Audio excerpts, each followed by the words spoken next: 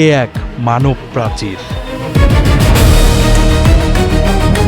যে প্রাচীরের পেছনে ছিল স্বৈরাচার আর সামনে হাতছানি দিচ্ছিল স্বাধীনতা।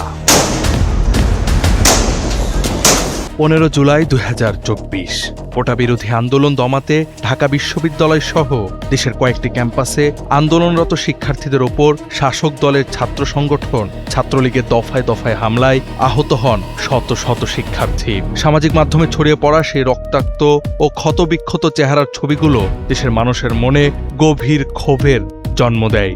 সে হামলার প্রতিবাদেই 16 জুলাই দেশব্যাপী দেওয়া হয়েছিল সর্বাত্মক বিক্ষোভের ডাক। 16 জুলাই সকাল থেকেই থমথমে ছিল সারা দেশ। দুপুরের পর পরিস্থিতি দ্রুত নিয়ন্ত্রণের বাইরে চলে যায়। ঢাকা, রংপুর, চট্টগ্রাম, রাজশাহী সহ প্রধান শহরগুলোতে রাজপথে নেমে আসেন লাখো শিক্ষার্থী। কেবল বিশ্ববিদ্যালয়ের শিক্ষার্থীরাই নন, এই দফায় তাদের সঙ্গে যোগ দিতে শুরু করেন স্কুল, কলেজ ও মাদ্রাসার সাধারণ শিক্ষার্থীরাও।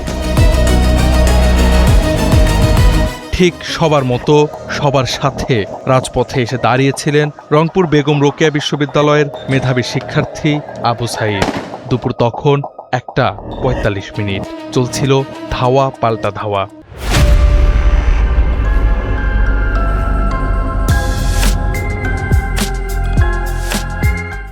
একদিকে পুলিশের ছত্রছায়ায় সরকারি দলের গুন্ডা বাহিনী, আরেকদিকে বৈষম্য বিরোধী ছাত্র জনতা। এরই মধ্যে হঠাৎ বেগম রোকেয়া বিশ্ববিদ্যালয়ের ফটকের সামনের সড়কে 2 হাত প্রসারিত করে দাঁড়ালেন ফ্যাসিবাদী সরকারের বঞ্চনা লাঞ্ছনায় ক্ষুব্ধ তরুণ আবু সাঈদ। তার সামনে তখন তাক করা অগণিত রাইফেল, কিন্তু আবু সাঈদের সার্বিক বাচনভঙ্গি যেন তখন বলছিল, বুকের ভেতর অনেক ঝড়, বুক পেতেছি গুলি কর। সত্যি সত্যি এই ঝড় থামাতে গুলি হলো শেষ অস্ত্র। সাঈদের বুক বিদীর্ণ হলো কর্তৃত্ববাদী শাসকের পুলিশের গুলিতে। আবার উঠে দাঁড়ালেন, 2 হাত প্রসারিত করে আবার বুক পেতে দিলেন। গর্জে উঠল পুলিশের শটগান।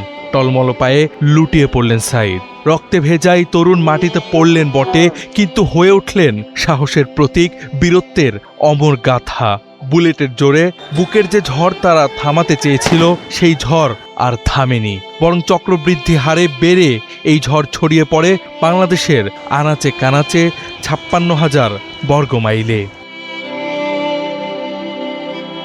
ক্যামেরায় বন্দি আবু সাঈদের আত্মত্যাগের চিত্র ছড়িয়ে পড়তেই প্রতিরোধের প্রতীকে পরিণত হন বেগম রোকেয়া বিশ্ববিদ্যালয়ের ইংরেজি বিভাগের এই শিক্ষার্থী। ছিলেন বৈষম্য বিরোধী ছাত্র আন্দোলনের রংপুরের সমন্বয়ক। নিরস্ত্র তরুণকে প্রকাশ্যে হত্যা মেনে নিতে না পেরে কোটি জনতা নেমে আসে রাজপথে। কোটা সংস্কার আন্দোলন পরিণত হয় সরকারের বিরুদ্ধে ছাত্র জনতার লড়াইয়ে, যা শেষ পর্যন্ত শেখ হাসিনার 15.5 বছরের একচ্ছত্র শাসনের পতনের গণঅভ্যুত্থানে রূপ নেয়। 16 জুলাই সারা দেশে ঝরে পড়ে মোট 6টি তাজা প্রাণ। রংপুরের আবু সাঈদ, চট্টগ্রামে ছাত্রদল নেতা ওয়াসিম আকরাম সহ আরও 4 জন। এই প্রাণহানির পর আন্দোলনের চরিত্র ও ভাষা রাতারাতি বদলে যায়। সন্তানদের বাঁচাতে রাজপথে নেমে আসেন মায়েরা, সংহতি জানান বাবা, অভিভাবকরা, শিক্ষক, আইনজীবী, চিকিৎসক, সাংস্কৃতিক কর্মী থেকে শুরু করে সাধারণ রিকশা চালক ও শ্রমজীবী মানুষও এসে দাঁড়ান শিক্ষার্থীদের পাশে। জাওয়াদ আহমদ, NPB।